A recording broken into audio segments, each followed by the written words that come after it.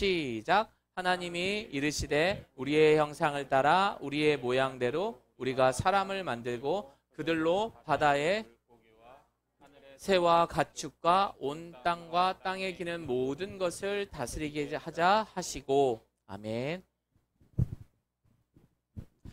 네, 제가 집사님 놀라셨죠? 사진이 너무 옛날 사진인데 지금도 그렇습니다. 예수님의 증인, 제가 변호사 강정민이라고 했는데 맞습니다, 여러분. 많은 사람들을 변호해 주시는 일도 하시지만 이 세상에서 이제는 예수님을 증거하는 일로 정말 열심히 그렇게 신앙생활하고 계시는 강정민 집사님이십니다. 강정민 집사님은 또 과거에 세상적으로는 책 쓰는 변호사로도 유명하십니다. 그래서 많은 책들을 쓰셨고, 최근에 이제 예수님을 영접하고서는 이제 구원에 이르는 지혜라는 책을 통해서 또 많은 사람들에게 제자 양육을 하기도 하고 또 계십니다. 본인을 소개하기를 이렇게 소개했었어요. 내가 전에는 비방자요, 박해자요, 폭행자요, 그리고 본인을 죄인 중에 괴수다라고 말하고 있습니다. 어쩌면 법을 가장 잘 지켜야 하는 분인데 본인을 나는 죄인 중에 괴수다라고 말씀을 하세요. 그만큼 우리 집사님이 어떻게 달라지셨는지, Who am I? 과연 하나님의 형상대로 어떻게 사셨는지 우리 집사님의 삶을 한번 돌아보면서 함께 은혜 받는 시간 되셨으면 합니다. 우리 집사님 잘 힘내시라고 박수 한번 쳐드리겠습니다.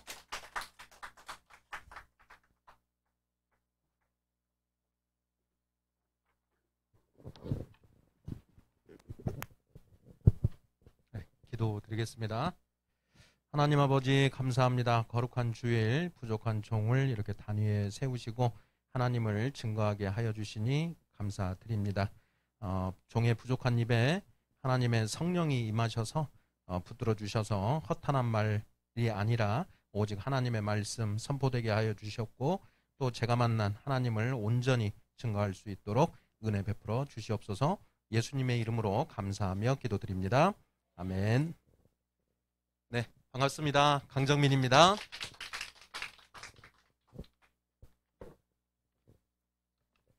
네, 이제 간증이라고 하면 이제 우리 기독교에서 자신이 체험한 종교적인 경험을 이제 증언해서 하나님의 존재를 이제 말씀드리는, 이제 증거하는, 이것이 이제 간증입니다.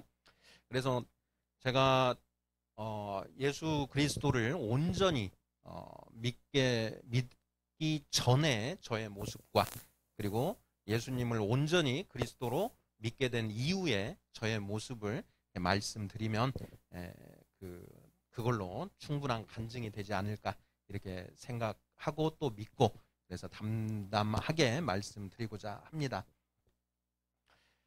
사도행전 1장 8절에 이제 이런 말씀이 있습니다. 오직 성령이 너희에게 임하시면 너희가 권능을 받고 예루살렘과 온 유대와 사마리아와 땅끝까지 이르러 내 증인이 되리라 하시니라. 아멘. 예. 자, 성령이 우리에게 임하시면 우리가 바뀌죠. 우리가 바뀌고, 또 그때부터는 이제 세상에서 내가 하던 그런 얘기와는 다른 차원의 그런 이제 이야기들을 하게 됩니다. 저도 이제 그렇게 성령을 온전히 제가 받게 되고, 그 성령에 의해서 조금씩 이렇게 바뀌어 가면서 제가 하는 말들, 입으로 내뱉는 말들이 바뀌기 시작했고, 또한 저의 삶이 이렇게 바뀌게 되었는데요. 과연 어떻게 바뀌었는지 그런 내용들 같이 나누어 보도록 하겠습니다. 저는 이제 2007년도 4월에 세례를 받았습니다. 그때 이제 목동에 있는 목동 제일교회에서 이제 세례를 받았고요. 그러다가 이제 2008년도 12월 달에 기름 뉴타운으로 이제 이사를 가게 되면서 이제 저희 처형이 이제 출석하고 있는 맑은샘 광천교회로 이제 옮겨서 이제 또 신앙생활을 하게 되었습니다. 자, 그런데 제가 진짜 예수 그리스도가 믿어지고 성경에 기록된 이 말씀들이 다 하나님의 말씀이다라는 것이 이제 믿어지게 된 것은 2016년도 4월 달의 일입니다. 그러니까 세례를 2007년에 받아서 이게 온전히 믿어지게 된 게 2016년도니까 온전히 믿어질 때까지 몇 년 걸렸나요? 9년이 이제 걸렸죠. 그리고 제가 그렇게 온전히 믿어질 2016년도 때 이제 저의 나이가 이제 44살이었습니다. 그러니까 44살이고 제가 이제 올해 이제 50이 되었으니까 이제 6년 정도 이제 온전한 믿음으로 이제 신앙인으로서 이제 삶을 살게 된 것이죠. 자, 세례를 받기 전에 이제 저는 어떤 모습이었을까 하는 부분부터 말씀을 드리도록 하겠습니다. 방금 전에 이제 목사님께서 이제 저의 예전에 어떤 이런저런 사진들을 찾으셔가지고 이렇게 올려주셨는데 정말 깜짝 놀랐습니다. 예. 디모데전서 1장 13절 말씀인데요. 제가 읽어보겠습니다. 내가 전에는 비방자요, 박해자요, 폭행자였으나 도리어 긍휼을 입은 것은 내가 믿지 아니할 때에 알지 못하고 행하였음이라. 이렇게 되어 있는데요. 제가 이 말씀을 이제 디모데전서를 이렇게 읽으면서 이 말씀을 딱 보면서 야, 이건 정말 나의 모습이다.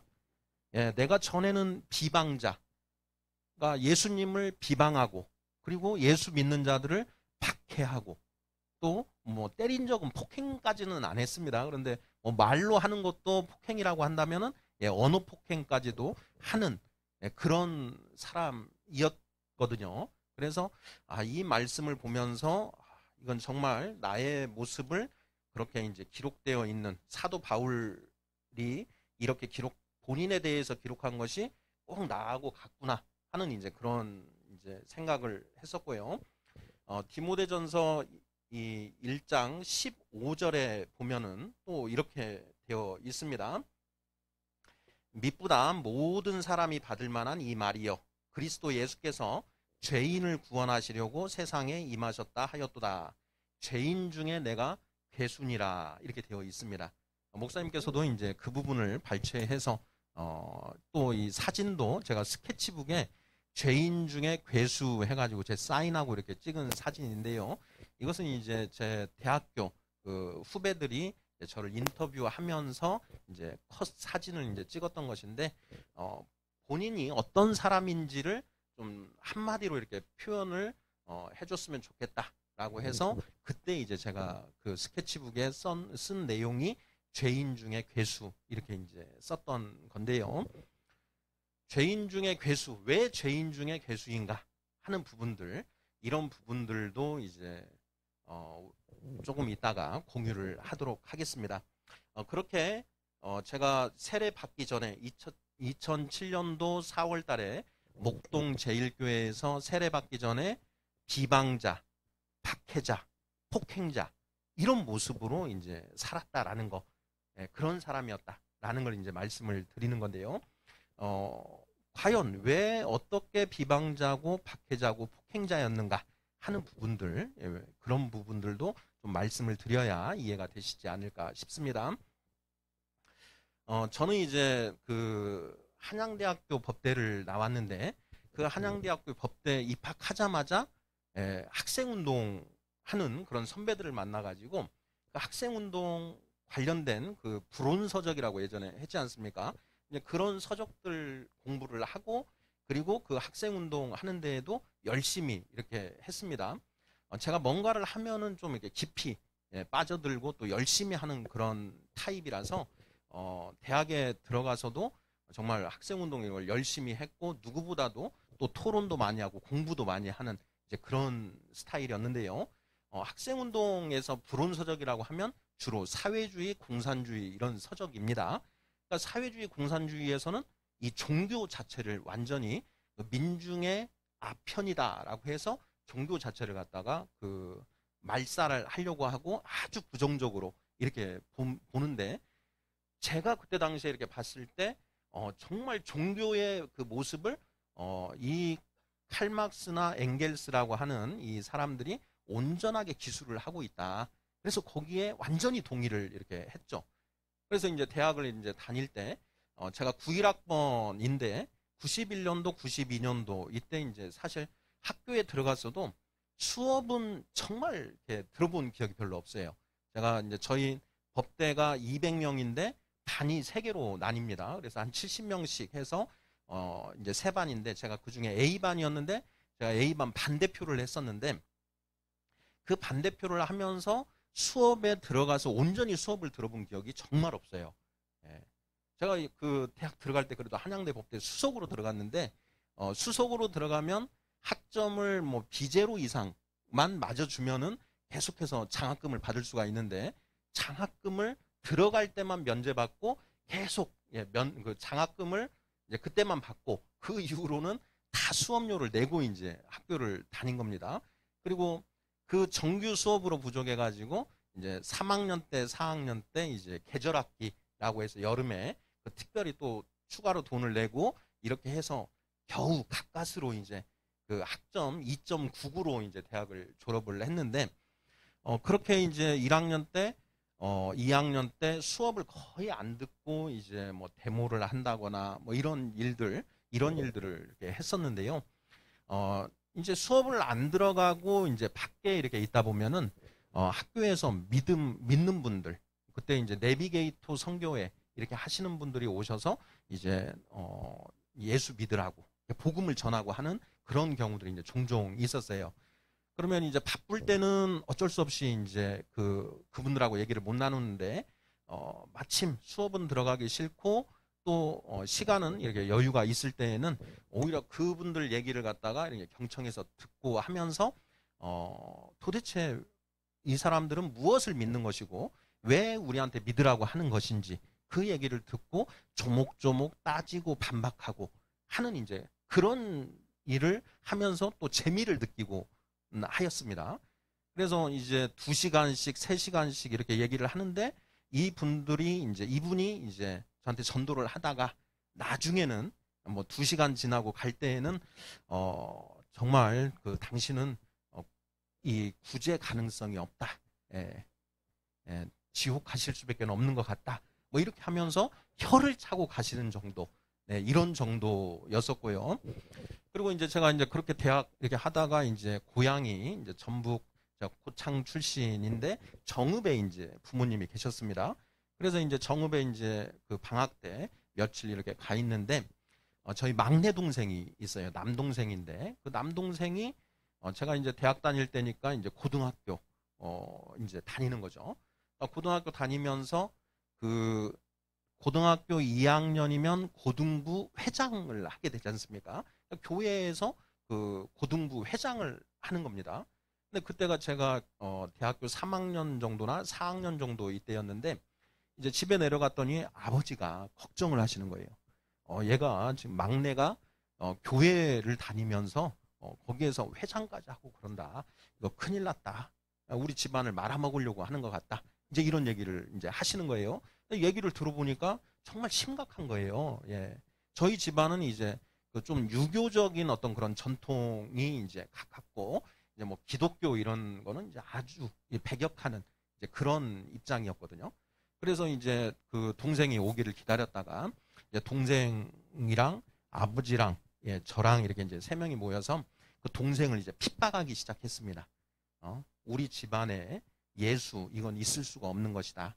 네가 계속 그런 걸 하려고 한다면 차라리 짐을 싸서 나가든가 이렇게 할 것이고 당장 교회 그만두고 이렇게 해라. 이렇게 이제 할 정도로 그렇게 비방하고 박해하는 이제 그런 입장이었죠.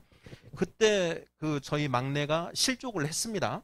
그래서 어떻게 해서 어쨌든 그 고등부 회장까지는 이제 다 마무리를 하고 했었는데 막내가 이제 대학 들어가고 나서 이제 교회는 이제 교회를 떠났고 뭐 세상적으로 완전히 이 세상 사람으로 정상적으로 돌아와서 정상적인 그런 모습으로 이제 삶을 살아가는 이제 그런 생활을 했었는데 제가 이제 믿고 난 뒤에 2016년도에 이렇게 믿었으니까 그 2017년도에 동생이 이제 그 다리를 다쳐가지고 전방 십자인대를 다쳐가지고 병원에 이제 입원을 한 적이 있습니다. 도봉구 쪽에.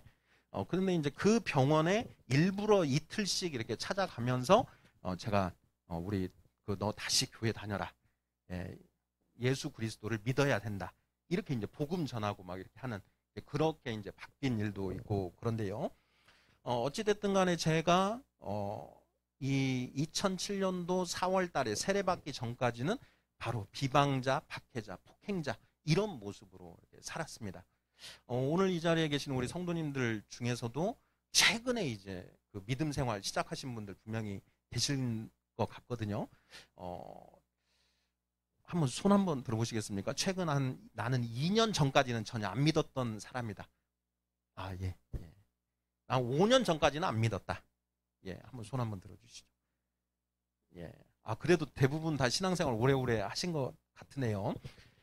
신앙생활을 하기 전에 이렇게 복음을 들었을 때 그래도 조금 이렇게 열린 마음으로 긍정적으로 받아주시는 분들도 있겠지만 저는 완전히 눈에 이 도끼 눈을 하고 이렇게 그 기독교를 대했던 그런 사람이었다라는 것을 이렇게 말씀을 드리고요. 그리고 이제 저희 어머님에 대해서 잠깐 이제 말씀드리고 싶은 게 있는데 저희 외갓집이 전반적으로 이렇게 믿는 그런 집안이었습니다. 그래서 제가 어렸을 때 이제 외갓집에 이렇게 놀러를 가게 되면 이제 주일이 되면 그 외갓집 식구들이 다 그 동네 교회에 이제 교회가 하나가 있는데 그 교회에 이렇게 가세요. 그러니까 이제 저도 이제 같이 그 뭐 형들 누나들 이렇게 손잡고 같이 이제 교회에 이렇게 가는데 교회 가서 이제 뭐 사탕이나 뭐 이런 거 먹을 거 나눠주지 않습니까? 그러니까 이제 그런 재미로 잠깐 이렇게 갔을 뿐이고 아버지가 안 믿으시는 분이니까 이제 뭐 당연히 안 믿는 걸로 이렇게 생각을 했었는데 저희 어머니는 시집 오시기 전까지는 이제 그 교회에서 교사도 하시고 할 정도로 이제 또 신앙생활을 잘 하시던 그런 분이었다라고 이렇게 얘기를 들었는데요. 저희 아버지하고 결혼하시고 저희 집안에 오신 뒤로는 이제 그 교회를 접으시고 그 불신자 이런 냉담하는 그런 이제 모습으로 이렇게 사셨어요. 그래도 저는 제가 그 어머니가 그런 신앙이 있었다라는 것을 전혀 몰랐었고 나중에 이제 제가 회심한 이후에 이제 이런저런 이제 부모님들하고 얘기를 하다 보니까 또 그 어머니가 예전에는 그렇게까지 하셨다라는 것도 이제 이렇게 듣게 되었는데요.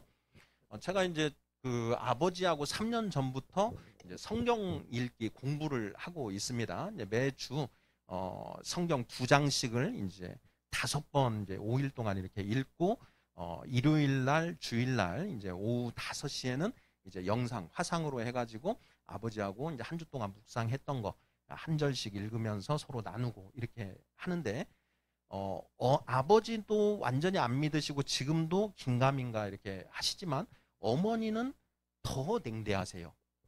그래서 이제 저의 기도 제목 중에 하나가 아버지 어머니가 이렇게 믿음을 갖게 되시는 것, 이것도 이제 저의 제목 중에 하나인데 어쨌든 그런 이제 집안이었습니다. 고등학교 때 이제 그 학교 뭐 국민윤리 시간에 신이 존재하는가 존재하지 않는가 이런 것들을 가지고 이렇게 토론을 하는 그런 시간이 있었습니다. 제 기억으로는 제가 고등학교 1학년 때였는데요. 그때 저희 반 그 실장이 반장이 크리스찬이었어요. 교회 열심히 다니는 그런 이제 친구였는데 그때 이제 반에서 이제 무교 믿지 않는 사람, 믿는 사람 이렇게 나눠가지고 이제 토론을 하는데 저희 반은 그 믿는 친구들이 완전 초토화되고 그 반장은 그 수업 끝나고 막 울고 불고 난리가 할 정도로 이렇게 됐었는데 그 토론에 그 이 반대 믿지 않는 쪽을 주도했던 게 바로 또 이제 저였습니다. 그러니까 이제 제가 변호사를 이렇게 하게 됐으니까 말빨도 굉장히 좋고 말이 청산유수였는데요. 오히려 전 믿음을 가지게 된 이후로는 오히려 이 말빨이 줄어든 것 같아요. 왜 그러냐면 아까 제가 기도를 드릴 때 허탄한 말을 하지 않고 오직 그 하나님의 말씀만 전할 수 있게 해주시옵소서 이제 이런 기도를 했었는데 예전에 제가 믿기 전에 그냥 세상 속에서 살 때는요, 정말 그 누구든지 상대방을 설득할 수 있는 번지르르한 그런 말들, 그리고 설득력 있는 말들로 정말 말을 잘했어요. 예. 제가 이게 분위기도 이제 그 메이커였고, 그 중학교, 고등학교 때 그 놀러를 가면은요, 제가 이 나와서 오락반장까지 뭐 이런 것까지 다 하면서 분위기 띄우고 이랬었거든요. 그리고 제가 변호사 하면서도 변호사도 영업을 해야 됩니다. 사건 수임을 해야 이제 뭐 변론을 하든가 이렇게 하는 거니까. 영업을 하기 위해서는 사람들하고 많은 모임들을 이렇게 해야 되는데, 그 모임도 제가 가면 즐겁고 제가 없으면 재미가 없고, 이런 걸 분들이 그렇게 얘기를 하세요. 그래서 제가 그런 모임들의 이제 그 총무 이런 것들을 뭐 모임 가면 거의 대부분 다 총무를 하면서 분위기를 주도하고 하는 이제 그런 사람이었는데, 이 믿음을 갖게 된 이후로부터는 이제 말 한마디 한마디도 허투루 하지 않게 되고 하다 보니까 오히려 그 이 말이 더 더듬거려지고 이렇게 매끈한 그런 맛이 더 없어지더라고요. 우리 성경을 읽어보면 우리 사도 바울 선생이 내가 말로 너희를 대할 때는 말도 잘 못하고 뭐 이런 얘기를 하지 않습니까? 그러니까 글로 썼을 때는 그 글에 힘이 있고 권위가 있는데, 앞에 서서 이렇게 얘기를 할 때는 참 말도 잘 못하고 뭐 이런 이제 얘기를, 이런 사람이다라고 이제 그 본인을 이렇게 소개를 하고 있는데, 저는 그게 정말 이해가 돼요. 그러니까 지금 저도 지금 이렇게 말씀을 드리면서 제 머릿속에서 필터링을 계속 하거든요. 혹시 내가 지금 나오는 단어 하나하나가 하나님의 영광을 가리거나 아니면 좀 그런 잘못된 말이 나오지 않을까 해서 이런 이제 필터링을 하면서 하는데, 그러다 보니까 예전보다 이 말빨이 좀 이렇게 떨어지는 그런 느낌이 든다라는 그런 생각이 듭니다. 반면에 이런 믿음은 가지고 있어요. 비록 말이 매끄럽지 못하고 청산유수가 아닐지라도 이 내가 하는 말이 성경에 부합되는, 하나님의 말씀에 부합되는 말이라면 분명히 그 말에는 힘이 있고 권위가 있고 능력이 있을 것이다. 이런 이제 믿음을 가지고 이제 하게 된다라는 점, 이 부분 잠깐 이렇게 말씀을 드려보고요. 제가 2004년도 6월 20일 날 이제 결혼을 했습니다. 그때 이제 결혼을 할 때 저희 와이프가 캐톨릭 신자였어요. 그리고 이제 저희 장인, 장모, 처갓집 식구들이 다 이제 천주교 성당을 이제 다니시는 분들이었거든요.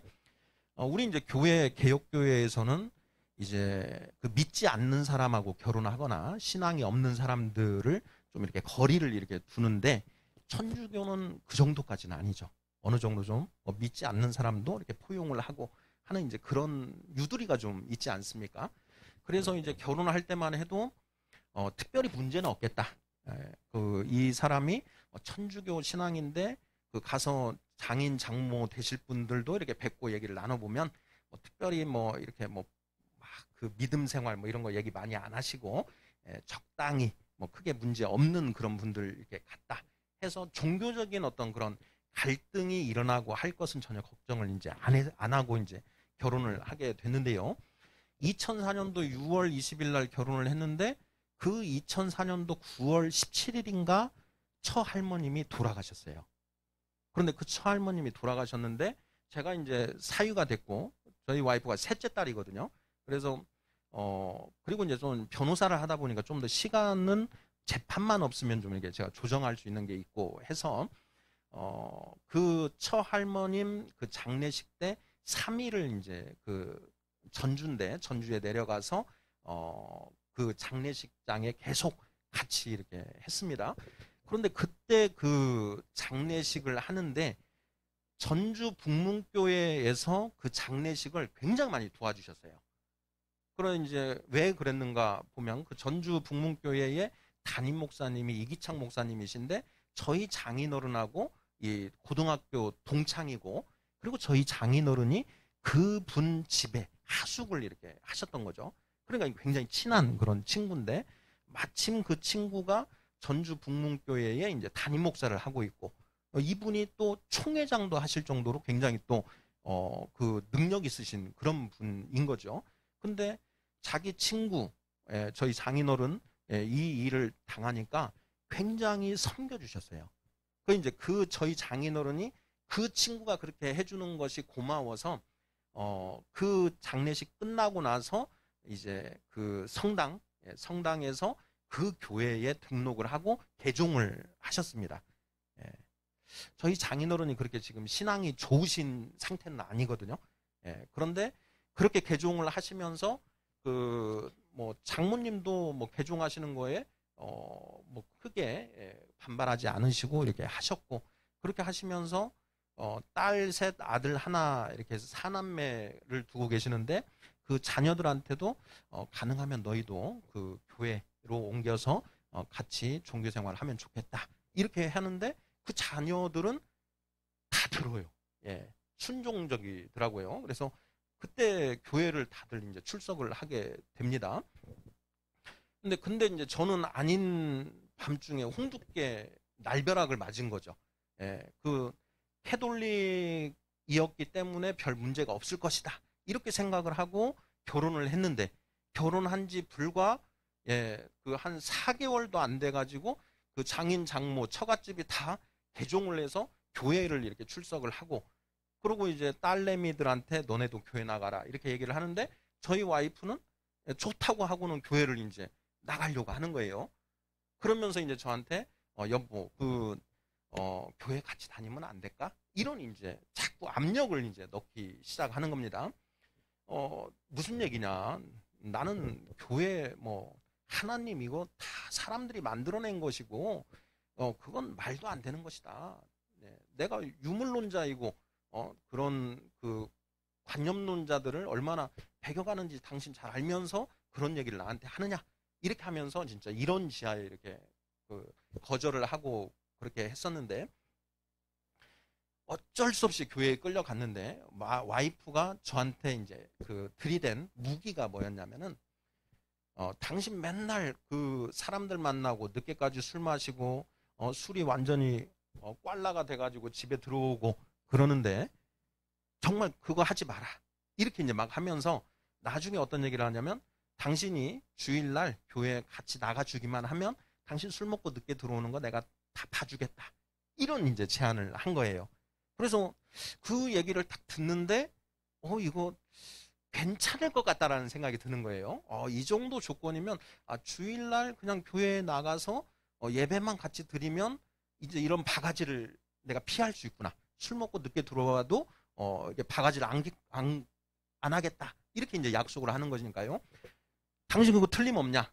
다짐을 받고 이제 그러면 한번 어디 교회 나갈 건지 당신 한번 알아봐라. 이렇게 된 겁니다. 그래서 이제 2005년도인데 2005년도 1월, 2월 해가지고 와이프가 이제 이렇게 알아보더라고요. 그래서 영등포에 있는 이제 그 남서울교회 여기가 좋다 이렇게 이제 해가지고 주일날 같이 이제 제가 운전하고 해서 그 교회에 한번 이렇게 가서 예배 드리고 하는 일이 이제 이루어졌는데, 정말 저는 듣고 싶었어요. 이거 그냥 눈 딱 감고 그냥 가서 찾아. 이런 마음을 가지고 이제 교회를 나갔는데, 예배를 듣는데, 그때 우리 예배를 드리잖아요. 예배를 듣는 거예요. 예배 어떻게 하나 보자. 이러고 이제 간 건데, 설교를 듣는데 가슴이 확 막혀가지고 도저히 들어줄 수가 없겠다. 이런 느낌인 거예요. 답답한데 옆에 지금 여기 내가 뛰쳐나가고 싶은 그런 마음이 막 들고 하는 거죠. 여기를 뛰쳐나가면 이제 또 다시 바가지가 또 시작될 거니까 이제 참고 어쨌든 이렇게 했어요. 그러고 나서 이제 집에 와서 이제 와이프는 물어보죠. 여보 어땠어? 막 하고 이제 물어볼 거 아니에요. 근데 나 이거 안 되겠다. 나 가슴이 답답하고 그 목사님 설교하는데 그 설교 말씀 듣는데 도저히 나 일어나서 뛰쳐나갈 뻔했다. 이렇게 얘기를 했어요. 여기 말고 다른 데 가자. 이렇게 한 거죠. 그래서 와이프가 또 알아보고 해가지고 구로구에 있는 이제 서울 남교회를 이제 또 알아봐서 거기를 이제 그 다음 주에 또 그쪽으로 이제 그 예배를 드리러 갔습니다. 그래서 이제 예배를 드리는데 거기서는 이제 여기보다는 조금 괜찮더라고요. 두 번째 이제 예배를 드려서 그런지 몰라도 조금 괜찮았는데 그래도 썩 마음에 들진 않았어요. 왜냐하면 그때 당시에 그 서울 남교회가 조금 겉모습도 좀 후줄근하고 좀 이렇게 한 분위기 자체가 조금 꾀저지한 그런 느낌이 좀 있었거든요. 그래서 와가지고 이제 와이프한테 여기 말고 좀 더 세련되고 좀 그런 데 없냐? 이렇게 이제 또 이렇게 물어본 거죠. 그렇게 해서 이제 가게 된 게 목동 제일교회입니다. 근데 목동 제일교회는 목동에서도 상당히 규모가 있고 이제 그 건물도 지은 지 얼마 안 돼 가지고 좀 세련되고, 예, 또 마침 제가 그때 그 구로구, 왜 구로구가 이제 그렇게 되냐면 제가 2004년도에 변호사 개업을 하는데 변호사 개업을 보통 법원 앞에서 많이 하는데요. 그때 저희가 같이 그 동기 3명하고 그러니까 4명이서 같이 합동법률사무소를 오픈을 했는데 좀 달리 해보자 우리가. 구청 앞에서 구청과 경찰서가 보통 붙어 있는데 그 앞에 법률사무소를 내면 이게 좀 특이하기 때문에 좀 더 사건 수임을 하기가 좋은 것 같다. 이렇게 해서 이제 그때 4명이서 서울 24개 구를 다 알아보고 하면서 구로구 앞이 가장 좋겠다. 예, 구로구가 조금 못 사는 동네잖아요. 근데 못 사는 동네에 법률 사건도 많은 법이다. 예, 그래서 구로구 앞에 이제 그렇게 사무실을 내고 구로구에서 이제 활동을 해야 되니까 그때 이제 이런저런 이제 그 모임, 예, 사회단체 이런 활동들을 하고 했었는데 그때 이제 그 젊은 사람들이 하는 게 이제 JC라는 게 있었습니다. 그래서 이제 구로 청년회의소가 있는데 구로 JC에 이제 회원 가입을 했었는데 그 회원 중에 이제 그 목동 제일교회에 다니시는 분들도 있고 해서 뭐 나쁘지 않겠다 해서 이제 목동 제일교회에 이제 등록을 하고 어쨌든 이제 교회를 다니는데 교회를 다닐 때 그랬어요. 그 교회에 가서 혹시라도 사람들이 저한테 말을 걸을까봐 예, 고개를 이렇게 딱 숙이고 이렇게 사람들하고 눈을 가급적이면 안 마주치고 이러고 교회를 다닌 거예요. 누가 말 걸고 또 잘못 걸리면 또 가서 막 또 그 성경 말씀 막 들어야 되고 믿음이 좀 뭐 어쩌다 뭐 이런 얘기 들어야 되잖아요. 그래서 완전히 잠수 모드로 이렇게 이제 그 다니기 시작을 한 겁니다. 그게 2005년도 4월, 3월 이때부터 이제 그렇게 다니는 거죠. 이제 그때 이렇게 가는데 교회를 가는 유일한 목적은 술 먹고 늦게 들어가도 되는 걸 이제 바가지 안 당하는 거. 이것 때문에 이제 참고 다니는 거죠. 그러면서 2005년도에 이제 저희 큰 딸내미가 이제 태어나고요. 그래서 이제 딸내미 데리고 이제 교회 왔다 갔다 이렇게 이제 하면서 아무런 믿음도 없는데 그 2006년도 이제 그 늦가을쯤 돼가지고 이런 생각이 드는 거예요. 이제 지금 한 1년 반 정도를 교회를 매 주마다 이렇게 왔다 갔다 한 겁니다. 근데 야 정민아 너 스타일하고는 완전히 안 맞지 않냐. 뭘 네가 어떤 모임에 가든 네가 분위기를 쫙 휘어잡고 또 그 분위기 메이커 이렇게 되는데 여기 교회는 네가 무슨 죄 지은 것도 아니고 한데 딱 잠수 모드로 사람들 얼굴도 안 보려고 하고 눈도 피하고 다니는 이 모습이 좀 너무 좀 제가 초라해지는 그런 모습이 생각이 들더라고요. 그래서 그때 한번 이게 도대체 뭔지 한번 좀 알아보기나 좀 해보자 이런 생각이 들었어요. 그래서 이제 와이프한테 그런 얘기를 했더니 와이프는 옳거니 잘됐다 이거죠. 그래서 이제 부목사님들한테 얘기를 해가지고 우리 남편이 이런 마음이 들었는데 좀 어떻게 좀 뭘 좀 해주십시오 막 이렇게 한 것 같아요. 그래가지고 그때 학습이라는 걸 이제 받게 됩니다. 이제 아주 기독교의 초보적인 어떤 그런 내용들을 가지고 이제 학습 과정을 이제 진행을 하고 그래서 이제 학습 이제 되면 그 학습 이후에 이제 6개월 내로 또 공부를 하고 세례를 받게 되는 거죠. 그래서 이제 그때 학습 과정을 이제 마치게 됐습니다. 그러면서 학습을 마치고 나서 이제 생각해 본 게 에이 한번 믿어보자. 아직 믿으면 되지. 이런 생각을 한 거예요. 그래서 한번 믿어보자 하고는 이제 그 공부하고 또 세례 과정 그 공부도 그 교회에서는 좀 세례하는 것도 교육을 좀 이렇게 시켜서 이제 하고 그리고 세례를 받았어요. 나중에 세례를 언제 받았는가 제가 이제 그걸 따져보기 위해서 이제 교회에 전화를 해봤더니 2007년도 상반기에 세례가 있었다. 몇 월 달입니까? 했더니 4월 달이라고 말씀을 해주시더라고요. 그래서 나중에 제가 이제 그 목동 제일교회에 전화를 해서 아, 내가 세례를 받은 게 2007년도 4월 달이었구나 라는 걸 이제 알게 되었었는데, 그렇게 해서 세례를 받았잖아요. 그러고 나서 그래, 기왕 이제 교회 다니는 거 교회에서 좀 이렇게 활동도 열심히 하고 해서 좀 잘해보자 해서 그 교회에 마침 무슨 골프 모임도 있고 막 그랬어요. 그래서 그 골프 모임에도 가입을 하고, 그리고 이제 이제 좀 이렇게 저처럼 결혼한 지 얼마 안 된 30대, 40대 초반 이런 모임에서도 같이 움직이면서 얘기도 하고 뭐 이렇게 하면서 이렇게 했었는데, 딱 몇 개월을 그렇게 했느냐? 6개월 했습니다. 6개월. 그 2007년도 그 4월 달에 세례 받고 6개월 지나서 2007년도 10월 달쯤 되니까 완전히 탁 식는 거예요. 그러니까 내가 믿어보자 해가지고 믿은 거잖아요. 그리고 세례까지 받았는데 도저히 못 해먹겠다 이거. 아무리 말씀도 더 들어보려고 하고 하는데 말씀도 안 들어오고, 목사님 말씀하시는 거 저 들어봐도 이치에도 안 맞는 것 같고, 뭘 믿으면 된다고 하는데 그 믿음이 뭐 믿으면 된다고 하는데 안 믿어지고 이런 거예요. 그래서 도저히 안 되겠다 해서 이제 교회에 모든 어떤 그 골프 모임도 안 나가고, 뭐 만나는 어떤 그런 것도 만나자고 하면 안 가고 이러면서 싹 접고 다시 잠수 모드로 해서 그 주일날 그냥 와이프 따라서 왔다 갔다 하는 이 정도만 이제 한 거죠. 그러다가 이제 2008년도 12월 달에 이제 기름 뉴타운으로 이사를 오게 됐습니다. 와이프가 이제 셋째를 임신을 했는데, 첫째하고 둘째는 어쨌든 와이프가 혼자 키웠는데, 셋째가 생기고 나니까 혼자서 키우는 건 좀 힘들겠다. 그래서 그 언니가 살고 있는데 언니라도 좀 옆에 있으면 조금 괜찮지 않을까, 뭐 이런 얘기를 하더라고요. 그래서 애 키우면 남편들도 힘들잖아요. 아내들 힘든 건 아내들도 힘들지만 남편도 그 같이 해야 되니까 힘들다는 거죠. 그래서 제가 가만 생각을 해보니까 그래, 처형 근처로 오면 와이프가 조금 더 편해질 것이고, 와이프가 편해지면 당연히 나도 좀 편해진다라는 것이죠.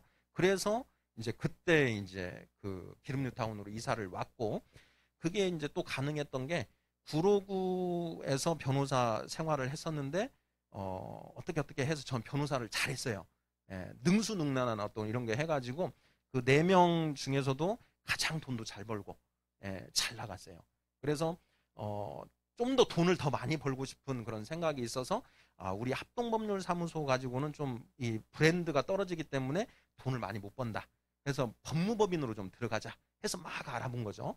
그래서 이제 강남 테헤란로에 있는 그때 당시에 이제 변호사가 그 파트너만 50명 정도가 있는 그 법인으로 10위 안에 들어가는 이제 중견 로펌으로 이제 구성원으로 들어가게 된 거예요. 근데 그것도 제가 가장 막내입니다. 그때 그 구성원으로 돼서 들어간 게 그게 2008년도 9월 1일자로 제가 이제 입사를 하게 됐는데, 이제 구로구에 살고 구로구에서 사무실을 하다가 이제 강남 테헤란로에 이제 이렇게 가서 어차피 이사는 가야 되겠다. 이제 직장이 가까워야 되니까요. 그래서 이사를 가야 되겠다 하는 와중에 와이프가 저기 강남으로 이사 가는 건 좀 미루고 셋째도 생겼고 하니까 이제 여기 언니 근처로 갔으면 좋겠다 해서 이제 기름 뉴타운 이렇게 가게 된 겁니다. 그때 당시에 이제 그 저희 처형과 그 저희 동서 형님이 이제 그 맑은샘 광천교회라고 석관동에 있는 교회에 출석을 하셨어요. 그래서 이제 와이프는 당연히 이제 언니가 출석하는 그 교회로 이제 출석하는 것으로 이제 등록하고 이제 가는 것으로 이렇게 하더라고요. 뭐 저는 아무 관심 없습니다. 뭐 교회를 어디 가든 그놈이 그놈인 거죠. 그래서 이제 그렇게 하는데, 또 마침 그때 맑은샘 광천교회가 예배당을 새로 신축하는 그런 과정이 있어가지고 그 예배를 그 근처 학교 강당에서 이렇게 예배를 드리는 거예요. 그러니까 그 저는 오히려 괜찮더라고요. 왜냐? 그렇게 그 강당에서 예배를 드리다 보니까 교회 시스템이 이렇게 갖추어져 있으면 서로 이런 조직들이 막 움직이지 않습니까? 그래서 그 하는데 그렇게 강당에서 하다 보니까 느슨해져 있는 거예요. 그러니까 그 확실한 그 통제 컨트롤 이걸 벗어나 있는 거죠. 그러니까 저는 그렇게 그 괜찮더라고요. 그게 오히려 신경을 덜 쓰이고. 그래서 이제 2009년도에서 맑은샘 광천교회 이렇게 다니는데 그때 셋째가 이제 태어났습니다. 그리고 또 넷째가 또 생겼어요. 그래서 2010년도에 이제 넷째를 이제 이렇게 낳게 됐는데, 그때 2009년도 10년도 이렇게 교회를 다니는데 제가 와이프한테 이런 얘기를 했어요. 여보, 내가 당신이 교회 가자고 해서 2005년도에 이제 교회 출석을 해서 지금까지 5년을 내가 이렇게 왔다 갔다 했잖냐. 근데 나 정말 안 믿어진다. 응? 나 좀 잠깐 놔주면 안 되겠냐? 내가 당신 애들 넷 데리고 교회 다니려면 힘든데 내가 집에서 애들 다 데리고 애들 보고 있을 테니까 당신 편하게 예배 드리고 이렇게 오면 좋지 않겠어? 이렇게 이제 얘기를 하면서 이제 아내한테 간청을 했어요. 그랬더니 이제 와이프도 5년 동안 한 게 어쨌든 좀 기특했는지, 그래 당신 정말 안 믿어지고 그러면 어쩔 수 없지. 그러면 당신 집에 있어. 이렇게 하고는 이제 가는 거예요. 근데 고마운 게 뭐냐면 아이들까지 다 데리고 가는 거예요. 예, 와이프는 그 아이들은 계속 신앙 안에 이렇게 가야 되니까 저한테 맡기고 갈 수가 없는 거죠. 얘네들은 어떻게든 신앙인으로 키우고 싶으니까 저는 좋죠. 애들 넷 혼자 케어하려면 보통 일이 아니거든요. 나중에 해보세요. 진짜 힘들어요. 그런데 와이프가 애들을 다 데리고 가는 겁니다. 아침에 일어나서 애들 막 그 기저귀 채우고 그 쌍둥이 유모차에 애들 이렇게 해서 양쪽에 큰 놈 이쪽 이렇게 옆에 잡고 이렇게 가는 거죠. 근데 차에 다 싣고 아무튼 가는 거예요. 그러면 이제 그 예배 10시 예배를 드리면 9시쯤 되면 집이 이제 조용한 거예요. 얼마나 좋습니까? 주일날 아침에 딱 9시부터 와이프가 그렇게 가서 예배 드리고 다 끝나고 집에 오면 한 2시 좀 넘어서 와요. 그러면 9시부터 이 2시까지는 정말 평화예요. 평화. 샬롬. 이게 이제 이루어지는 거죠. 그렇게 해서 이제 2010년도부터 2010년도, 2011년도, 2012년도 3년 동안 교회 저 안 갔어요. 예배 안 드렸어요.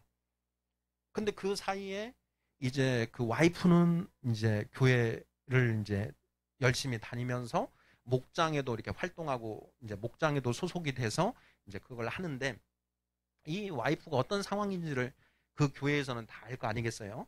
저 남편이 그 안 믿고 해가지고 혼자 애를 넷을 데리고 저렇게 다니는 그런 여자다. 이렇게 이제 있는 거죠. 그래서 교회에서도 특별히 이제 정말 믿음 좋은 그 목자가 있는 그런 목장으로 이렇게 편성을 해준 겁니다. 그래서 이제 처음에 이제 편성됐던 그 목자, 그분이 이제 그 목장이 하나가 있고, 두 번째로 또 편성된 이 목장이 있는데, 이분들이 엄청 신경을 써주세요.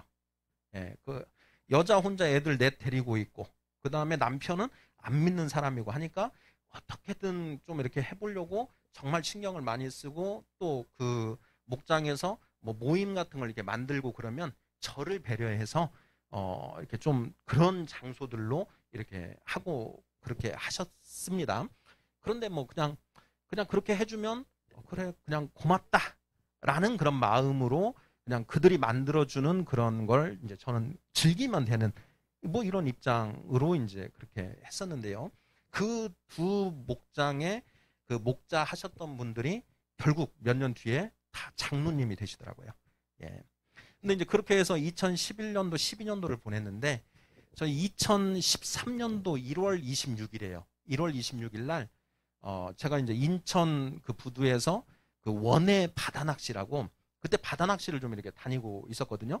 바다 낚시를 이제 가서 뭐 이제 끝내고 피곤한 몸으로 차를 몰고 내부순환로를 이제 이렇게 해서 홍제동 램프를 이렇게 지나가고 있는데, 그때 느닷없이 이런 생각이 드는 거예요.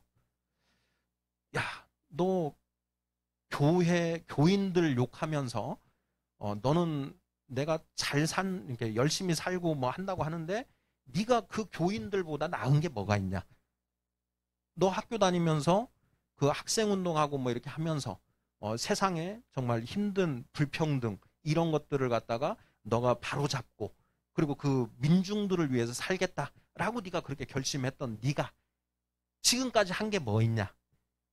너가 잘 되려고, 그리고 네가 결혼한 너의 가정 건사하는데 거기에 매몰돼 가지고 네가 다른 사람들 위해서 뭐 하는 게 뭐가 있냐? 달랑 돈 몇 푼 그 기부하는 거 이런 거 말고는 없잖냐? 근데 교회 다니시는 저분들 봐라. 저분들은 오히려 너보다 훨씬 더 이웃을 위해서 뭔가를 하려고 하고 또 뭔가 올바르게 살려고 더 노력을 하지 않냐. 이런 생각이 드는 거예요. 그런 생각이 들면서 내 모습이 너무나 초라하고 비참한 그런 생각이 들더라고요. 그러면서 그 생각 끝에 어떤 생각을 하게 됐냐면, 그래, 주일 예배라도 좀 제대로 드려보자 하는 마음이 그때 들어온 거예요. 그래서 이제 집에 딱 들어갔더니 한 오후 5시쯤 됐습니다. 그래서 이제 그 고기 뭐 잡은 거 있을 거 아니에요. 뭐 그걸 이제 딱 부엌에 가지고 가서 그거 이제 다듬으면서 와이프한테 이제 딱 얘기를 한 거죠. 여보, 내일 교회 몇 시에 가? 몇 시에 예배 드려? 그러니까 10시 예배 드린다고 그러죠. 내일부터 내가 교회 갈게. 이렇게 얘기를 한 거예요. 그랬더니 와이프가 거기에서 막 눈물을, 이렇게 닭똥 같은 눈물을 흘리면서 좋아하는 거예요. 네. 저는 어땠을까요? 좋냐? 그냥 속으로. 내가 교회 간다니까 그렇게 좋냐? 예, 이런 이제 마음으로 그렇게 했었는데, 그때부터 그래, 주일날 예배만큼이라도 좀 제대로 들어보자 하는 그런 마음을 가지게 됐습니다. 그런데 이제 예배를 그때 드리는데, 맑은생 광천교회의 그때 담임 목사님이 이문희 목사님이세요. 정말 말씀도 좋으시고 말씀도 이렇게 잘 하시는 그런 목사님이시고, 또 그 광천교회의 등록 성도가 한 3,000명 정도 되니까 굉장히 이제 꽤 큰 교회에 속하는 거죠. 근데 이제 저는 이제 제가 일단 이제 그렇게 예배를 듣기로 했으니까 설교 노트를 이제 딱 하나 만들었어요. 그래서 설교하시면 그걸 이제 받아 적어요. 그걸 안 적으면은 졸리더라고요. 졸려서 꾸벅꾸벅 이렇게 졸다가 하면 느닷없이 놀래가지고 파닥 하면서 이렇게 깨기도 하고 뭐 이래서 안 되겠다. 설교를 좀 이렇게 적고, 그 다음에 이게 듣다 보면 저건 좀 아닌 것 같은데, 조금 왜 저러지? 하고 의문이 드는 부분들이 있지 않습니까? 그런 부분들은 또 메모를 해가지고 한번 성경을 다시 한번 공부도 좀 해보고 되짚어보고 하는 이런 것들을 이제 2013년도 그때부터 이제 하게 된 거죠. 그래서 2013년, 2014년, 2015년도까지 그렇게 해서 한 3년 동안을 이제 거의 주일을 안 빠졌어요. 정말 이제 뭐 집안에 일이 있다거나 뭐 이렇게 해서 뭐 빠져야 될 그런 경우들 말고는 특별한 일이 없다라고 한다면 일단 이제 예배는 이렇게 드리는 거죠. 근데 그렇게 예배를 드리면서도 사실 한 2번 정도는 뛰쳐나가고 싶은 적이 이렇게 있었어요. 그리고 교회에서 예배를 드릴 때 자세가 얼마나 삐딱했냐면, 다른 분들 다 일어나서 찬양하잖아요. 저 안 일어났어요. 그럼 왜 일어나 내가? 예. 그럼 저는 그냥 앉아서 이렇게 있고, 다른 분들 찬양하고 기도하고 그러면 그냥 눈 딱 감고 이렇게 딱 팔짱 끼고 이렇게 있고 이랬어요. 아주 뭐 우리 시쳇말로 하면 정말 싸가지 없는 그런 모습이죠. 다른 분들이 보시면 저 인간은 도대체 뭘까? 이런 이제 생각이 들 정도로 그런 모습이었고요. 그런데 2015년도 이제 11월 이쯤입니다. 그쯤에 한번 예수님이 도대체 예수가 뭐라고 했는지 이것만이라도 좀 정확하게 좀 알아봤으면 좋겠다. 알고 알아보자. 이런 생각이 들어서 2015년도 11월부터 이제 이 성경에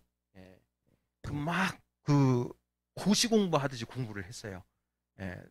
딱 예수님 육성이 들어가 있는 거는 마태, 마가, 누가, 요한복음 이렇게 4권이지 않습니까? 그래서 그 4권을 이게 딱 페이지 수로 하면은 한 180페이지 정도 이렇게 될 거예요. 그것을 한번 한 5번 이제 저희 고시 공부할 때 5회독은 해야 이제 이게 머리에 담겨지거든요. 그래서 일단 5회독 정도를 해가지고 이 내용이 뭔지는 좀 정확하게 좀 알아보자 해가지고 그 복음서 4대 복음서를 열심히 공부를 했습니다.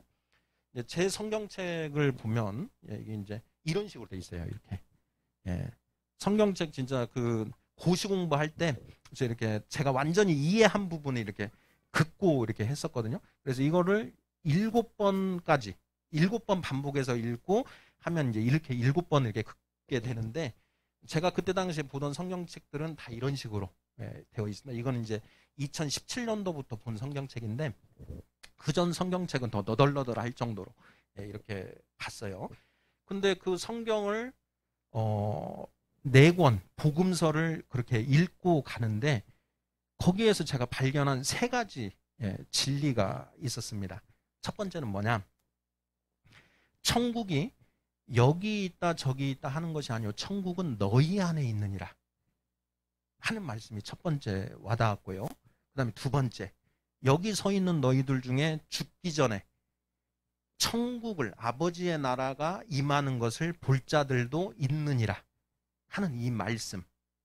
그리고 마지막으로 원죄가 무엇인가 하는 거.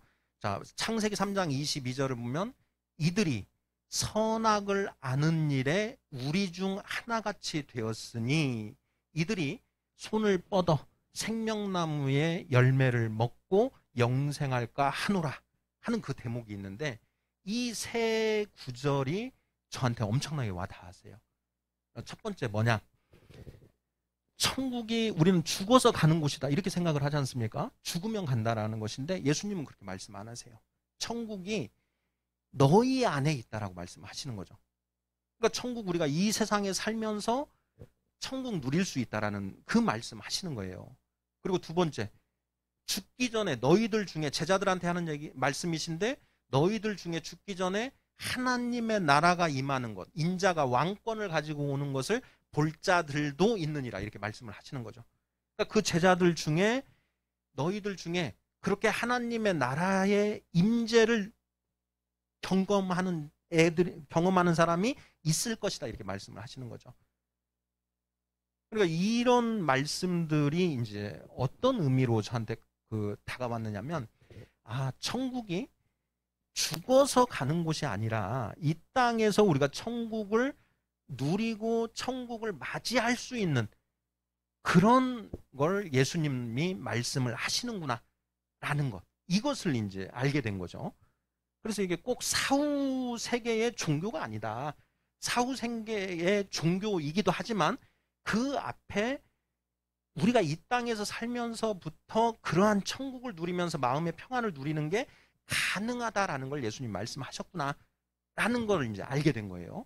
자, 그리고 원죄 그러는데 도대체 원죄가 무엇인가 하는 부분이 정말 궁금했어요.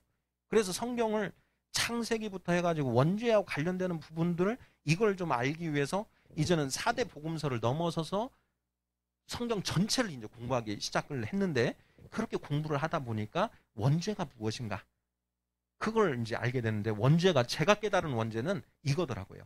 사람이 선악과를 먹은 이후에 옳고 그름을 내가 판단한다라는 거예요.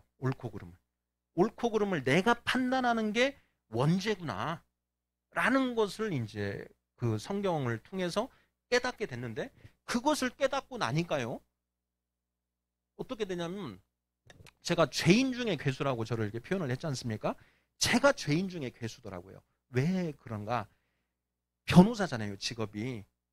그러면 제가 공부한 그 법에 관련된 어떤 그런 것, 그리고 제가 가지고 있는 어떤 그런 가치관, 생각, 이것을 가지고 계속 판단하는 거예요. 이 사람이 이런 거 한 것은 저건 법에 위반돼. 저건 법에 위반 안 돼. 그리고 저 사람 하면은 저거는 저건 징역 3년이야. 저건 징역 1년에 집행유예 2년 정도 나오겠네. 변호사는 맨날 이걸 하는 거예요. 그러니까 뭐냐?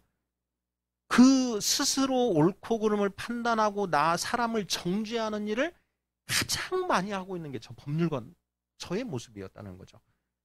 그것뿐만이 아닙니다. 법에 관련된 것, 그걸 가지고 판단하는 거, 이건 직업적인 거니까 그렇다 치고, 근데 그거 말고도 우리가 매일매일 살아가면서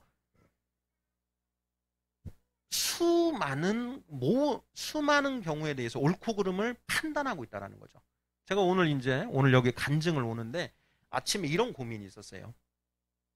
제 교회에 제가 출석하는 교회에 예배를 드리고 끝나면 갈까? 아니면 여기 가서 간증을 하니까 여기서 예배를 드리는 게 되는 거니까 거기 그 교회 예배는 그냥 생략할까? 이거 가지고도 고민을 한 거예요. 근데 그거 가지고 판단을 하는데 저는 예배를 드리고 오는 쪽을 이제 택했거든요.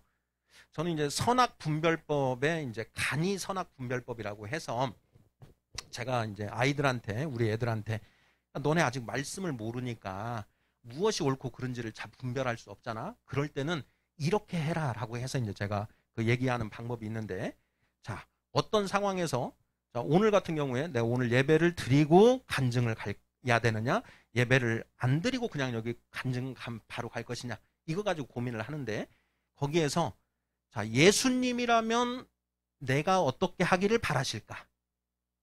그리고 이거는 우리가 많이 들어봤잖아요. 근데 이것만 가지지 말고 하나 더, 사탄이라면 내가 어떻게 하기를 원할까? 이걸 동시에 판단을 하는 거예요. 동시에 놓고, 예수님은 내가 예배 드리고 간증하시는 걸 원할까? 아니면 그냥 바로 가서 간증하는 걸 원하실까? 자, 사탄은 내가 예배 드리고 가는 걸 원할까? 안 드리고 가는 걸 원할까? 이걸 동시에 놓고 판단을 하는 거예요. 자, 사탄은 제가 예배 드리기를 원할까요? 안 드리고 가기를 원할까요? 안 드리고 가기를 원하겠죠. 예수님은요? 그래요. 이게 바로 답이 나와요. 자, 돈이 10,000원 떨어져 있어요.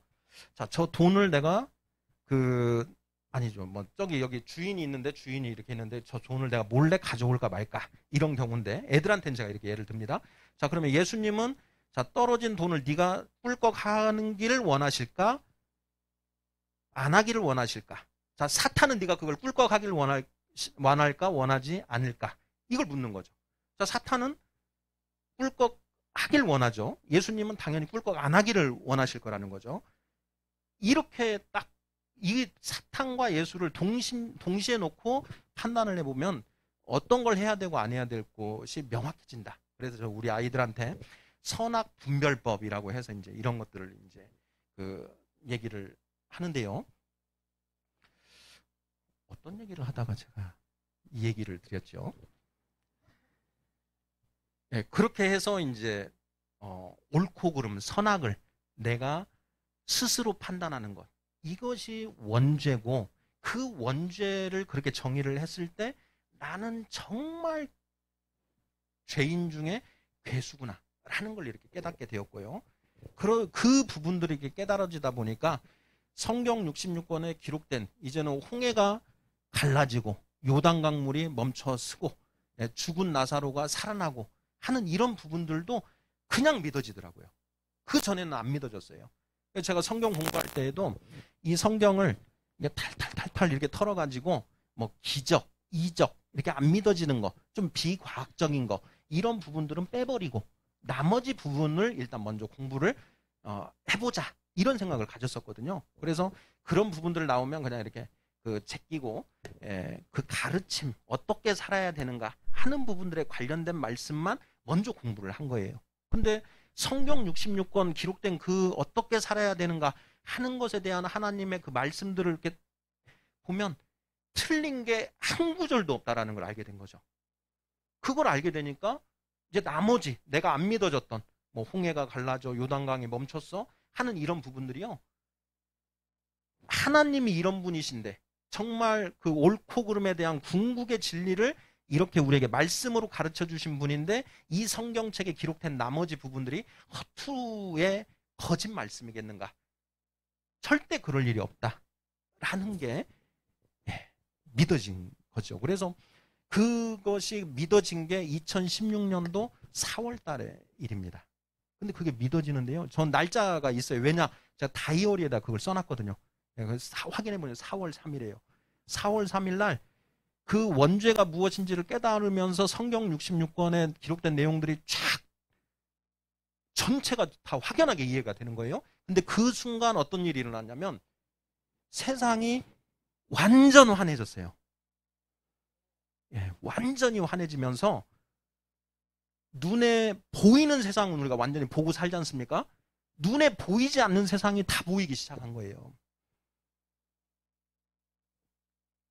눈에 보이지 않는 세상이 보이지 않는 게 어떤 느낌이냐면, 안개가 자욱하게 낀 그 길 있지 않습니까? 안개가 아주, 그때 운전을 하거나 이렇게 그걸 보면 바로 여기 앞에까지는 보이고 저기는 안 보여요. 근데 그 안개가 싹 거친 그런 느낌이에요. 그 느낌을 이제 그때 받으면서 온 몸에 기쁨, 희락이 이렇게 넘쳤는데, 그 상태가 그날 딱 하고 그냥 사라졌다 그러면 별게 아닌 건데, 그 느낌이 몇 개월을 계속 가요. 그게 한 달, 2달, 3달 계속 그 마음에 기쁨이 충만한 상태가 계속 가는 거예요. 그리고 그 뒤에는 그러면 사라졌는가? 예, 그때만큼의 그건 없지만 이 마음 안에 그 불안, 긴장, 초조, 염려라는 게 완전히 사라진 거예요. 그리고 이 안에 기쁨, 감사, 평화, 이게 늘 존재하게 되는 거죠. 경험하고 계십니까? 경험하세요? 경험하시나요? 크게 됩니다. 예. 우리가 세상 속에 살면서 돈이 좀 이렇게 통장 잔고가 딸랑딸랑하고, 예. 빚, 그거 이자 내야 되고, 이런 일들 이렇게 생기면, 막 그 마음이 불안해지고, 초조해지고 그러지 않습니까? 저희도 변호사, 뭐 어차피 저희도 사업이에요. 그러니까 한 달 벌어서 직원들 급여 주고 이렇게 하면서 한 달 단위로 움직이는데, 급여날 25일인데, 25일 날 앞두고 직원들 주고 뭐 이렇게 회사 경비 나가고 하는 부분들이 뭐 다 채워져 있으면 괜찮은데 그게 부족하다. 그러면 불안감이 있지 않습니까? 이게 채워질까 하는 그런 염려가 이제 막 살아나고 그러는 거죠. 그런데 이제 제가 2016년도 4월 달에 이제 그렇게 그 성경이 완전히 믿어지고 난 다음에 제가 완전히 이제 그 하나님 말씀을 믿고 가기로 한 게 뭐냐면 마태복음 6장 33절이에요. 너희는 먼저 그의 나라와 그의 의를 구하라. 그리하면 이 모든 것을 더하시리라. 이렇게 돼 있어요. 이 모든 것이 무엇이냐? 그냥 먹을 것, 마실 것, 입을 것 염려하지 마라. 하늘 아버지께서 너희에게 이게 필요하시다는 것을 다 알고 계시느니라. 이래 되어 있거든요. 다 들어보셨죠? 예. 저는 이 말씀을 붙들고 이걸 한번 하나님을 시험해 보겠다. 이런 생각을 했어요. 그래서 그때 2016년도 4월 달 그 일이 있고 나서 바로 이제 어떻게 했느냐면, 제가 변호사로 먹고 살기 위해서 뭐 모임도 가야 되고 이래저래 분주하게 움직여야 되잖아요. 그걸 일절 멈췄어요. 그걸 일절 멈추고 그냥 내에게 지금 현재 있는 일을 열심히 하고 사건 수임하기 위해서 뭔가 별도의 노력하는 걸 안 하기 시작했어요. 점심 약속, 저녁 약속 안 잡습니다. 예, 그리고 그때 당시에 제가 골프 모임을 몇 개를 했냐면 8개를 나갔어요. 골프 모임 8개를 나가면서 총무를 4개를 했어요. 이건 변호사 일보다 더 바빠요. 그러면 그 8개 모임에 그 관리하는 인맥 풀이 얼마가 되냐면 그 한 모임에 20명씩 잡으면 160명이에요. 그 160명이 다 업체 오너들이거든요. 그러니까 그 사람들만 잘 붙들고 있어도 예, 사건들 어느 정도는 이렇게 되는 거죠. 그러니까 그런 생각에 그 모임들을 이렇게 했던 건데요. 그 2016년도부터는 그 골프 모임을 다 끊었어요. 그리고 골프만 다니는 게 아니었습니다. 예, 뭐 등산, 낚시, 여행, 뭐 이런 거 세상의 레저 이런 거 다 즐기는 거죠. 근데 그 레저 즐기는 것도 예, 다 비즈니스와 연관해서 이제 하는 거예요. 그럼 모임에서 놀러 가고 뭐 이런 식으로. 예. 그래야 먹고 산다 생각을 했으니까. 그런데 그때부터는 이런 걸 다 끊었습니다. 동창 모임 이런 것도 안 하고. 예, 동창회도 제가 가야 재밌고 제가 만들어야 모이고 막 그랬거든요. 제가 안 하니까 막 와야 되고 막 흐트러지고 막 그런 형태 이렇게 되는데 아무튼 그런 것들을 안 했어요. 그렇게 하면서 한 달, 2달을 이렇게 가는데 25일 날 다가옵니다.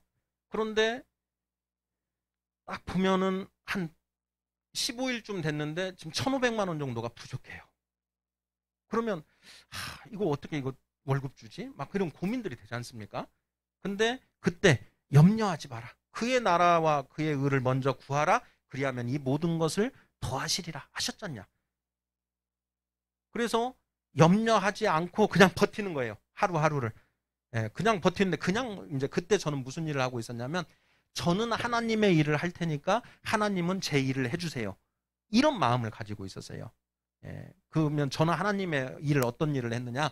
이 말씀을 이제 주변 분들하고 나누는 그런 일들을 했죠. 뭐 같이 1대1도 하고 뭐 이렇게 전하는 막 이렇게 이런 일들을 하면서 그리고 또 제가 공부를 또 해야 되니까 말씀 공부하고. 근데 정말 묘한 거는요.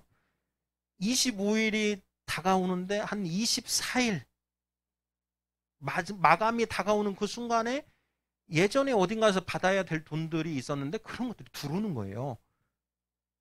그러면서 해결이 되더라고요. 근데 절대 막 남게 해결은 안 돼요. 딱 여기 그 모가지에 딱 차게끔, 예. 그러니까 간당간당하게 그게 해결될 정도로 이게 되더라고요. 그래서 이게 우연인가 해가지고 이제 그날 넘기고 그달 넘기고 다음 달 이렇게 진행되는데 또 상황은 같죠. 예. 뭐 새로 계속 수임을 해야 돼요. 그래야 이제 돈이 들어오는 건데 그걸 안 하고 있으니까 또 간당간당하죠. 근데 한 하루 이틀 남고 해결이 되고 세 번째 달 갔는데 해결이 안 되더라고요. 25일 날 됐는데 해결이 안 됐어요. 그래서 미뤘어요. 근데 27일 날 해결이 되더라고요. 그래서 이거 한 세 달, 네 달 이게 반복을 하다 보니까 이거 진짜 이 말씀이 맞네. 더 해주신다는 게 맞는 것 같은데. 그래서 그 다음부터는 이제 걱정도 이제 없게 되더라고요. 그래서 해주실 거야 하면서 믿고 가는데 정말 해주시더라고요. 이게 이제 1년이 지났어요. 1년 되면 이제 1년을 경험하고 나니까요. 이제 아예 걱정도 안 해요. 다 해결돼. 다 해주셔. 나는 내가 할 일, 정말 하나님이 나에게 주신 사명, 그거 열심히 하면 하나님 다 해주셔. 이게 그냥 이제 생겨지는 거예요. 그러면서 1년 갔죠. 2년 갔죠. 지금 제가 6년째잖아요. 진짜 저녁 약속, 점심 약속, 어떤 모임 하나도 안 갔어요. 예. 골프 한 번도 안 나갔어요. 그 뒤로는. 예, 예전에는 사회에서 막 이렇게 제 힘으로 살아갈 때에는 돈을 잘 벌고 있어도 머릿속에 걱정이 있어요. 이번 달은 이렇게 해서 됐는데 다음 달은 잘 될까?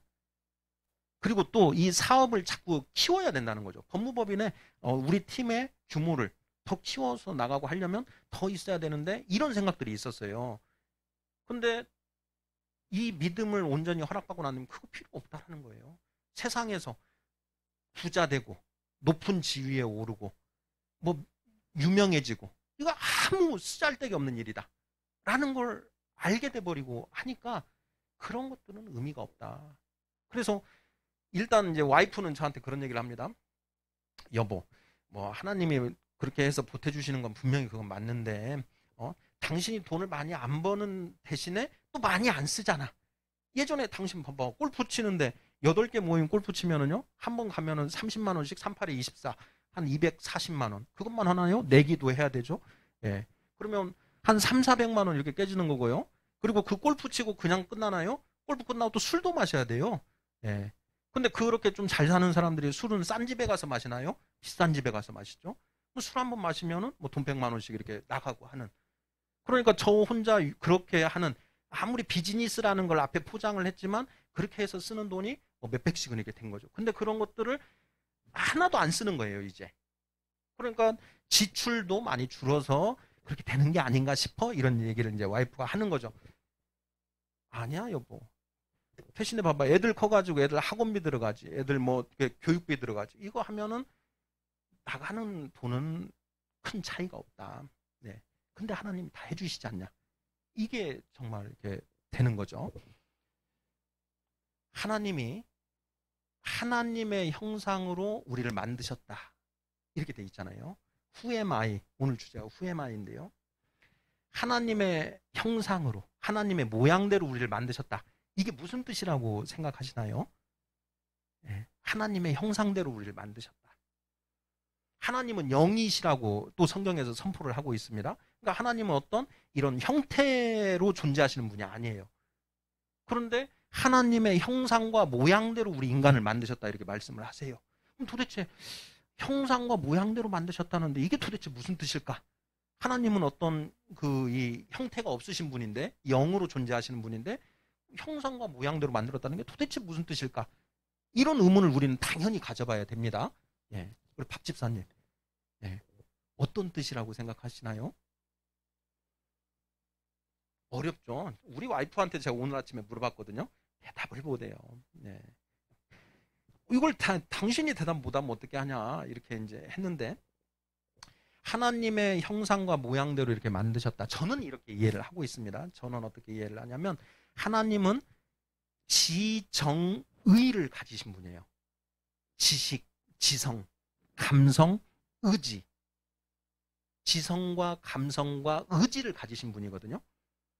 자, 세상에 하나님이 창조하신 그 만물 중에 지성과 감성과 의지를 가진 존재는 오직 사람밖에 없죠. 사람은 지성, 생각할 수 있는 이 이성, 지적인 능력, 그리고 이 감성을 가지고 있고, 또한 어떤 걸 내가 해야 되겠다라고 하는 의지를 가지고 있어요. 그 지정의를 가진 존재는 오직 사람밖에 없다라는 거예요.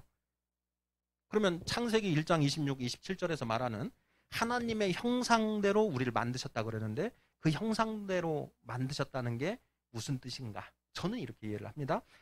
오직 인간에게만 지성과 감성과 의지라고 하는 걸 갖게 만드셨다라는 거죠. 자, 그런데 믿지 않는 사람들, 아까 박 집사님께서 기도하실 때 성령을 여러 번 강조를 하셨어요. 그 성령 안 받은 사람들에게도 지성, 감성, 의지 있습니까? 없습니까? 있죠. 우리도 있어요. 근데 우리가 가지고 있는 지성, 감성, 의지하고 믿지 않는 사람들이 가지고 있는 지성, 감성과 의지는 같은가요? 다른가요? 다른가요? 달라요? 왜 어떻게 다른가요?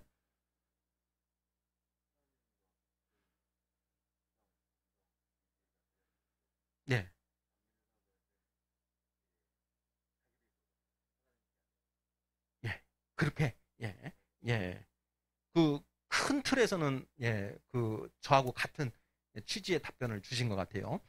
인간은 믿든 안 믿든 간에 지정의를 가진 존재입니다.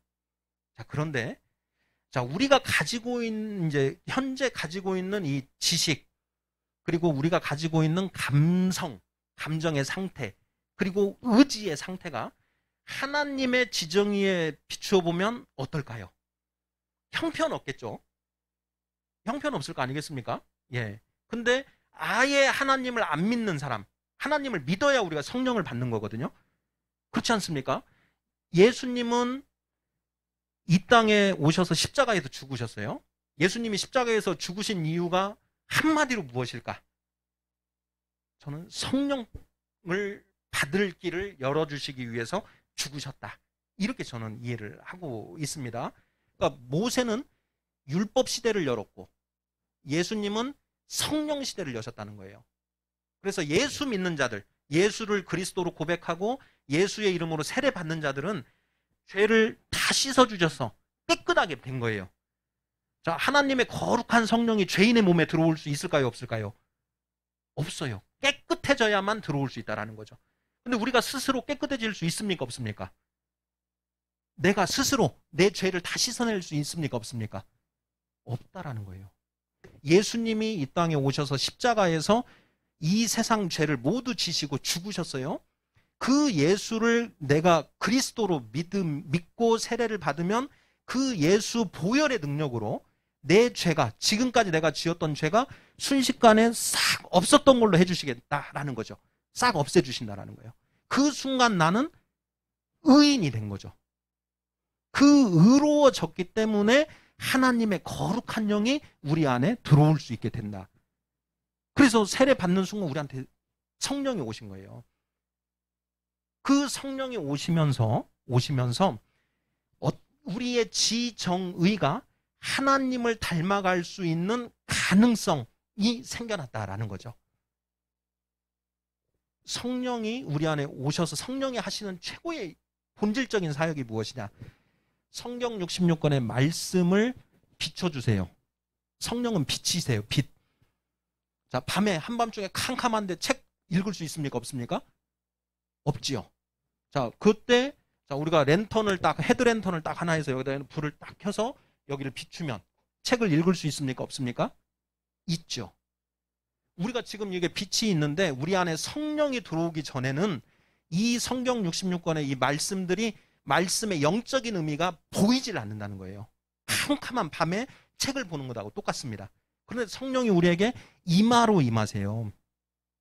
성령이 우리 임하, 전두엽으로 임하시는데 성령이 우리 임하에 임하셔서 우리가 성경을 열고 말씀을 읽을 때 그 빛이 탁 들어온다는 거예요. 그래서 이 말씀의 문자적인 의미 속에 숨겨져 있는 영적인 의미를 보여주신다는 겁니다. 그 영적인 의미를 우리가 보고 그것을 공부함으로써 우리의 이 지성에 하나님이 가지고 계시는 지식과 지혜가 우리 안에 머릿속에 지성에 채워지는 것이고요. 그것을 통해서 우리의 감성, 성품이 하나님을 닮아가는 거죠. 갈라디아서 5장 22절에 오직 성령의 열매는 사랑과 희락과 화평과 오래 참음과 자비와 양성과 충성과 온유와 절제니 이 같은 것을 금지할 법이 없느니라 이렇게 되어 있지 않습니까? 바로 이 하나님이 알고 계시는 그 영적인 지식들, 성경에 기록되어 있는 그 영적인 지식들, 지혜들을 우리가 지적으로 알게 됨으로써 그것을 통해서 우리의 성품이 그 성령의 열매로 거룩하게 되어가는 거죠. 그리고 우리의 의지, 우리가 가지고 있는 의지는 너무너무 약한 의지였습니다. 아, 내가 내일부터는 정말 다이어트 할 거야. 잘 되든가요? 잘 하시고 계시는 것 같은데 저는 정말 안 되더라고요. 다이어트. 우리 와이프도 잘 안 되더라고요. 그래서 맨날 평생의 화두가 다이어트인데 그거 안 되잖아요. 그런데 성령이 우리에게 임하셔서 우리 의지를 북돋아 주시는 거죠. 그러면 우리가 비로소 이 선을 행할 수 있는 하나님의 말씀대로 살 수 있는 힘이 우리한테 주어진다라는 것이죠. 근데 그건 힘만 주시는 거예요. 그 힘을 가지고 그 일을 하느냐 마느냐는 내가 결정하고 내가 또 하느냐 여기에 달려 있는 건데요. 그래서 성령이 우리에게 임하심으로써 우리의 지정의가 하나님의 지정의를 닮아갈 수 있게 되었다라는 것이고 그 지정의가 하나님을 닮아가는 그것은 오직 말씀으로 가능하다는 거예요. 그 말씀이 성경 그 종이 위에 쓰여져 있는 이 말씀이 우리 마음판에 한 줄 한 줄 이렇게 써지면은요, 그게 한 줄 한 줄 더 기록될 때마다 우리의 지정의가 그만큼 더 하나님을 닮아가는 거죠. 그래서 나중에는 어떻게 되느냐? 이제 마무리하겠습니다. 시간이 많이 됐네요. 디모데후서 3장 17절.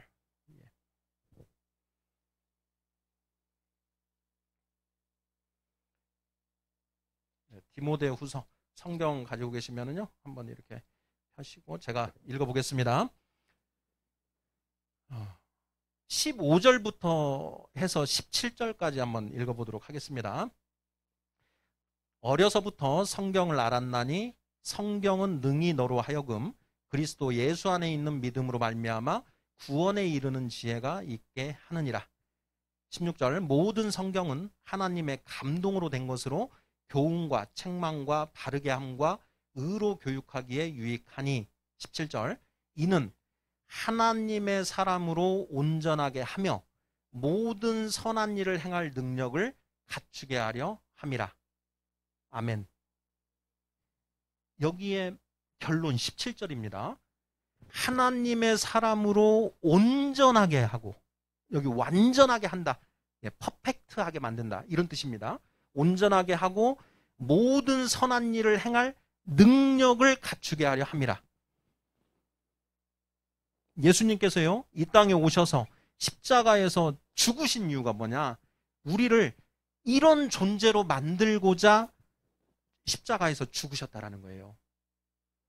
근데 그렇게 되려면 우리 안에 성령이 임해야만 된다는 거죠. 하나님의 거룩한 영, 그 성령이 우리 안에 오셔서 우리를 붙들어 주시고 우리를 복돋아 주시고 인도해 주시면서 우리로 하여금 하나님의 사람으로 온전하게 우리를 만들어 주시고 모든 선한 일, 성경에서 선한 일은 말씀에 순종하는 게 선한 일입니다.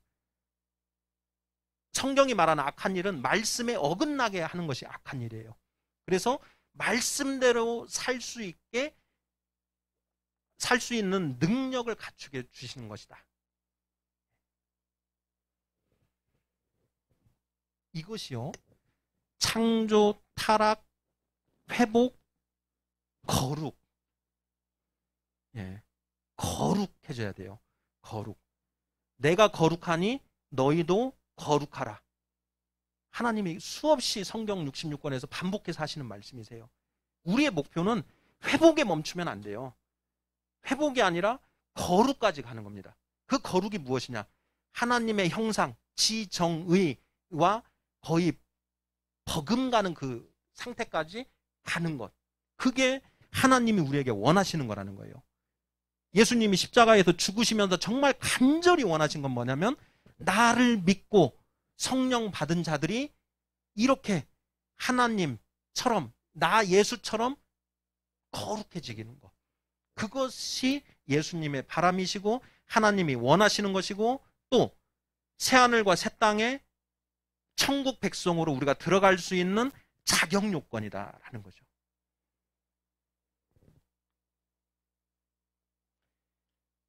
제가 2016년도 4월 3일 날 이제 완전히 믿어지고요.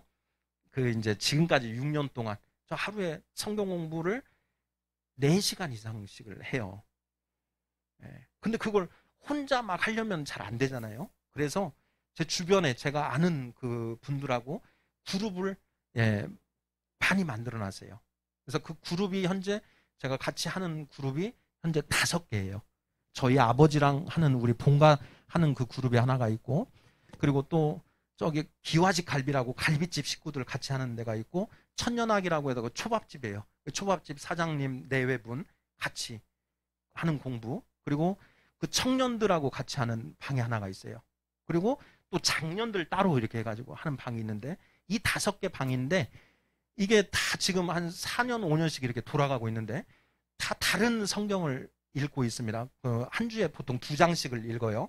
그리고 제가 관찰 질문을 이렇게 내고 이분들이 답을 써서 올리시고 그리고 일주일에 하루 시간을 내서 정해진 시간에 모여서 서로 묵상했던 거 1시간씩 나누고 이걸 하기 위해서 하루에 4시간 이상은 무조건 이걸 해야 돼요. 공부를.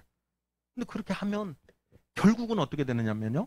아까 말씀드린 것처럼 이 성경 66권의 말씀들이 내 마음판에 한 줄 한 줄 새겨지고 그 과정을 통해서 저의 지정의가 하나님의 그것을 닮아서 조금씩 이렇게 거룩해져 가고 있다는 거죠. 그래서 하나님의 기준 이 정도는 돼야 돼 라고 하는 그 기준선이 있을 거 아니겠습니까? 에베소서 4장 13절에 보면 예수의 장성한 분량까지 이르기를 이렇게 돼 있어요. 그리고 베드로 사도는 어떻게 얘기를 하냐면 구원에 이르도록 자라게 하려 함이라. 베드로 전서 2장 2절입니다. 너희가 갓난아기처럼 순전하고 신령한 젖을 사모하라. 이는 너희로 구원에 이르도록 자라게 하려 함이라. 이렇게 돼 있어요. 그러니까 성령 받은 것은 시작입니다. 시작이고 이 성령 받아서 거듭나면 갓난아기, 응애하고 갓난아기로 태어난 거예요. 영적 갓난아기로. 그런데 말씀을 먹고 조금씩 자라나는 겁니다. 그래서 어린아이, 초등학생, 중학생, 고등학생, 대학교까지 해서 대학생 수준에서 딱 졸업을 하면 장성한 자, 어른이 되는 거죠. 그 어른들이 제가 보기에는 천국 백성이 되는 것 같아요. 우리 예각교회 우리 성도님들 저도 마찬가지고요.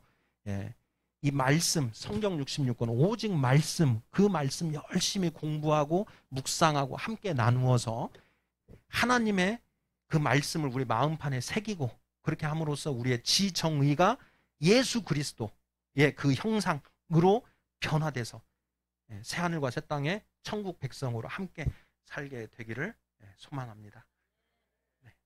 감사합니다.